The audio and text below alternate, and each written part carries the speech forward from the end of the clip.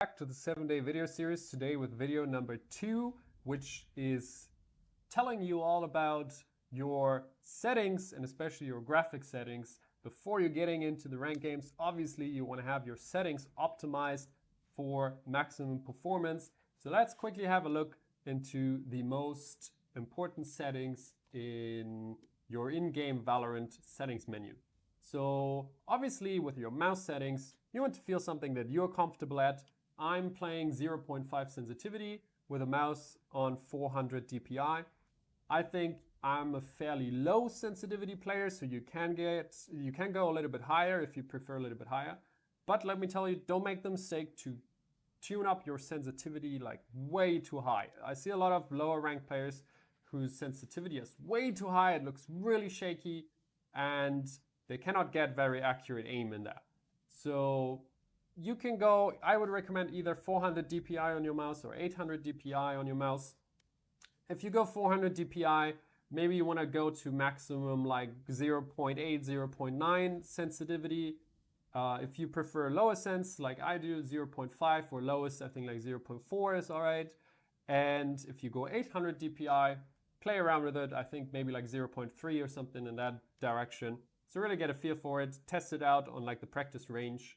And yeah, that's about it. Then I actually didn't change anything, I think, about any of these settings really. So let's just go into, I actually did one thing. I changed my enemy highlight color to yellow. I actually think, for me personally, yellow is a little bit better visible than the red standard. So just take something that you can see best, depending on if you're colorblind or not or something. I can see best yellow. I actually like it and prefer it over the default red. So then, controls, haven't changed much about that. Just one tiny thing, having jump on spacebar and mouse wheel down. Coming from Counter-Strike, I really like having jump on mouse wheel down. I don't know why, it just feels good to like for your movement, to bunny hop and stuff. Really makes the bunny hopping a lot more fluent. And you still want to have the spacebar because if you're playing something like Jet, you actually need the spacebar to hold it down when she's in air, to like float in air. You cannot do that with a mouse wheel. So the rest for me is standard pretty much. I just keep it as it is. Then on equipment, it's all up to you, I would say, what you're comfortable with. I've changed some of my key bindings from the abilities because I'm more comfortable with having like E as my diffuse ability because I'm coming from Counter-Strike. I like to diffuse with E instead of F, so I've changed some of these things. You don't have to, in my opinion. Let's go into the important things. Crosshair settings. I totally recommend a smaller crosshair on Valorant because Valorant has like random recoil patterns or no actual recoil patterns. So I think spraying is often, especially in high ranks, you're guaranteed death in Valorant. You don't want to be spraying a lot. And smaller crosshairs, I think, make it easier for you to tap at the heads, to get like small bursts in the head, to really like get that crisp head aiming. So this is about my crosshair size. If you just want to copy that, I think my crosshair is pretty solid. I actually have taken cyan color, which is like a light blue, over, I used to play green, but I feel this color I can see better in Valorant. It stands out more, so I like that. And yeah, you can just have a look here at my crosshair setting inline line 1, 2, 2, 4. I don't have movement or firing arrow on. If you like that, with a dynamic crosshair that like goes wider when you're shooting, that shows you basically recoil, you can do that, you can try that out. I don't think it's a terrible thing. I have tested it out in Valorant. I've gone back and forth, but nowadays I stick with this crosshair with no movement or firing arrow on. This is how I like it the best. So obviously adjust it to how you like it, but my recommendation would be to have a fairly small crosshair.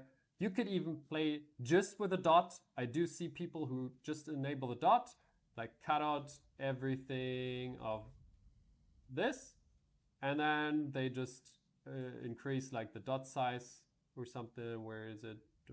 Dot thickness. They make the dot a little bit bigger like this, and they just play with a dot because the game is a lot about like one tapping or short bursts. But we're gonna go into that, how to like shoot patterns and spray patterns. We're gonna go into that in another video. So that's about Crosshair. And now the important stuff about your video settings and graphic settings. I do play on max resolution and max frequency, hertz frequency on my monitor. I think that's the best you can do in Valorant. Just play your max resolution, go full screen, and yeah. The other things you can basically just leave on. Get like, I actually limit my FPS to 250. It feels a little bit more stable because Valorant is still a little bit unstable when it comes to FPS. So just go, if you have a lower spec PC, you might want to limit your FPS to like 144 or something, your hertz, or if you have a 120 hertz monitor, maybe to 120. So when your computer cannot get very stable FPS at a high FPS, it makes sense to limit your FPS at a little bit lower where your computer feels comfortable. Then we go into graphics quality. This is the most important, obviously. I have everything on low. I'm used to that, playing things like Counter-Strike, like I said, where you just go for maximum performance. This is basically what you can do for like maximum performance. If you have a really bad computer, if you're playing with a low to medium spec computer, I think this is what you should definitely do. You should go everything low, off, none, to, then improve clarity off, bloom off, distortion off, per person shadows off. If you have a really good computer, my computer is pretty good, I could actually go everything on high and I'd still have almost the same FPS. I just still like to play with maximum performance and have no way of getting a lag or a stutter or something. So I still keep everything on low. I don't care how the game looks, if it looks better or not. So for that moment right now, at the moment, I go everything low. Like I said, if you have a very good engine, you can definitely go everything on medium or everything on high if you like how it looks. And you could use the improved clarity feature, but only use that with very good computers. Like I have tested both. I don't see that much improvement in clarity, but if you turn it off, I actually see a lot of improvement in your FPS. So it takes up a lot of FPS if you turn it on. And yeah, you definitely want to turn that off if you're on a low to medium spec computer. Yep, that's about it. In the stats, I show my client FPS, my network round trip with your ping, and my packet loss in text only. I like to have these three indicators just to see, like, is my computer running stable? Like, are my FPS all right? Or is everything okay with my computer? Is my ping all right? Is my internet connection fine? Like to have a stable ping. And is my packet loss? That's also depending on my internet connection. With these two, I can see like if my internet connection is all stable and everything. I like to have these to check if everything performance-wise is going all right in the game. So that's it for this video. I hope this is helpful. I'll see you in the third video very soon. Have a good day.